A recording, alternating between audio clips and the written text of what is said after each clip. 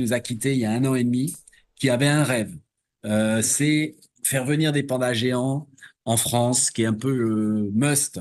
C'est quelque chose d'énorme, les pandas géants, et c'est surtout un symbole très fort, symbole de diplomatie entre la France et la Chine, symbole d'amitié entre la France et la Chine, mais c'est aussi symbole des animaux menacés, des animaux en voie de disparition. Donc l'idée de maman, c'était de pouvoir présenter des pandas au peuple français pour les sensibiliser, à la culture chinoise, au travail que font nos amis chinois pour la conservation des pandas en Chine. Je pense que c'est le plus grand programme de conservation et de protection d'une espèce au monde, ce que vous faites avec les pandas en Chine, et aussi de pouvoir sensibiliser le public à la conservation de ces espèces extraordinaires, à la protection de ces espèces menacées. Et c'était pour nous très, très important. C'était, on va pas dire un combat, mais c'était un challenge parce que ça a été très difficile, très long. Il fallait un accord au plus haut niveau entre les deux présidents de la République. Donc, vous imaginez bien que ce n'était pas si simple que ça.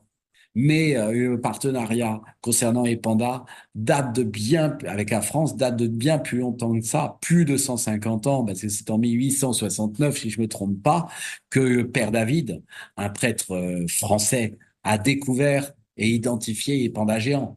Donc, vous voyez que l'histoire entre la France et la Chine, de coopération et d'amitié à travers les pandas date depuis plus de 150 ans.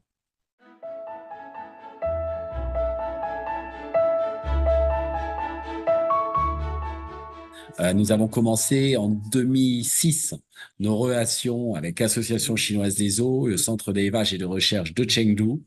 Depuis 2006, nous envisagions un partenariat basé sur l'élevage, sur la conservation des pandas géants et sur la recherche scientifique au profit de la conservation des pandas. Donc, nous avons discuté pendant très longtemps avec ces organismes chinois, puis aussi avec les ministères de la foresterie en Chine, des Affaires étrangères, avec les ambassadeurs de France à Pékin, les ambassadeurs de Chine en France, mais aussi avec le plus haut niveau du gouvernement français. Et donc, nous avons eu beaucoup de hauts et de bas dans ce projet. Mais on a enfin pu avoir un accord en novembre 2011 pour faire venir le couple de pandas. Et ensuite, je suis parti très très vite à Pékin pour signer les partenariats. Et les pandas sont arrivés le 15 janvier 2012.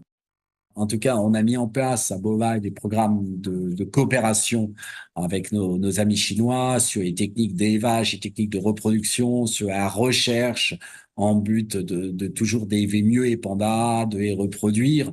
Tout ça, le but final, c'est de les réintroduire dans la nature. Et aujourd'hui, les Chinois réintroduisent les pandas grâce à l'élevage suffisant dans les centres d'élevage de Chine.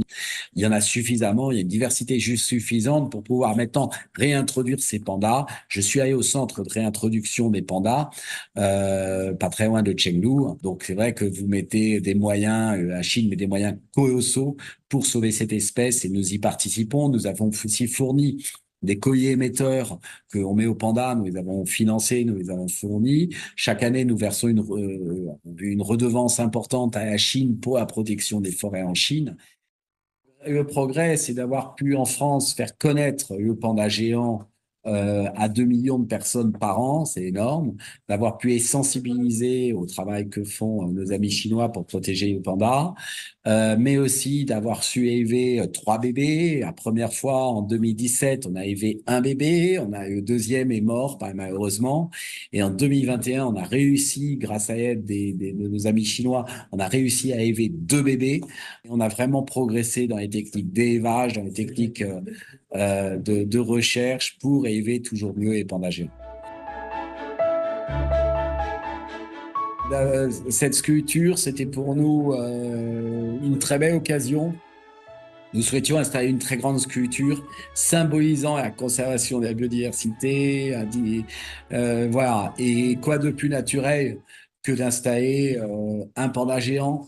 Et quoi de plus naturel que d'installer une maman avec son bébé pour symboliser aussi l'année 2017 où est né leur premier bébé panda.